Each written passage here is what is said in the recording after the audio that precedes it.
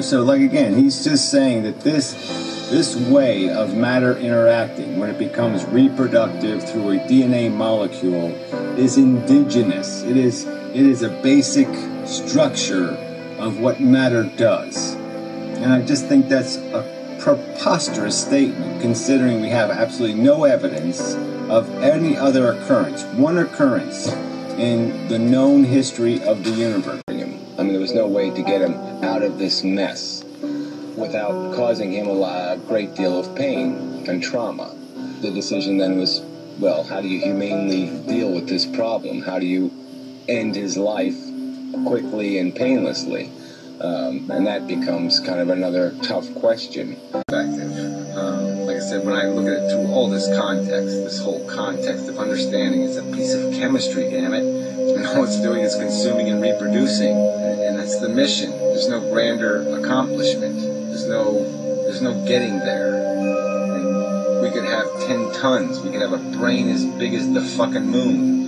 And we're still not going to be able to make any sense out of it. Because it doesn't have a purpose. It doesn't have anywhere to go. And the only thing we can use our intelligence to do is find some way to mitigate against the pain and the suffering and the negative parts of it. Any sort of understanding of the universe, the world, the idea of, farming another conscious feeling organism under rather brutal circumstances unnecessarily, merely because you want to eat them.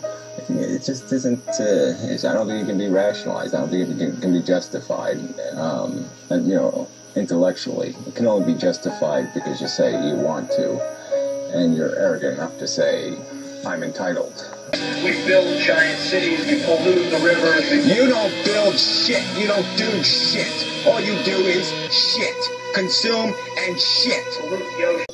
It's almost a destination that intelligence obligates us to go to find out what is life, to answer the question decisively and definitively and specifically and accurately. There's an intelligent obligation to do that. But the answers aren't going to be pretty. The answers are likely going to be, we're just trapped in a bowl of material mush. The universe is crudely doing crude universal things. It's hydrogen and helium and a lot of other elements blowing up all over the place. Design is going to create huge volumes of waste and sloppiness. There's going to be paint on the walls, food on the floor, however you want to metaphor it, but the retard ain't going to do it right. And there's going to be a mess made. And that's the dilemma of the true atheist, is accepting the fact that he's part of a big waste engine, an engine that has 99 times more friction than function, crude forces in control of precious commodities. I was trying to figure out the equation. I mean, what is the cost to benefit equation in judging life on Earth? We look at it, what do we come up with? What do we put on the one side of the scale and what do we put on the other side of the scale? What are the pluses and what are the minuses?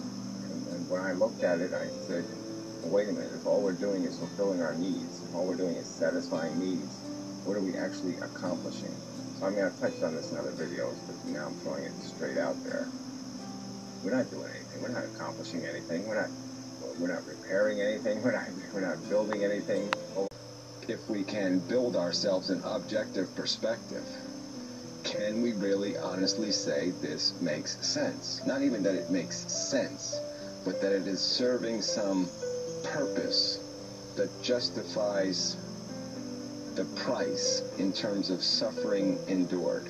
This is a unique manifestation of an arrangement of matter. It is not an irrelevant manifestation. It is a hugely relevant manifestation. Probably the only meaningful manifestation of matter in the fucking universe.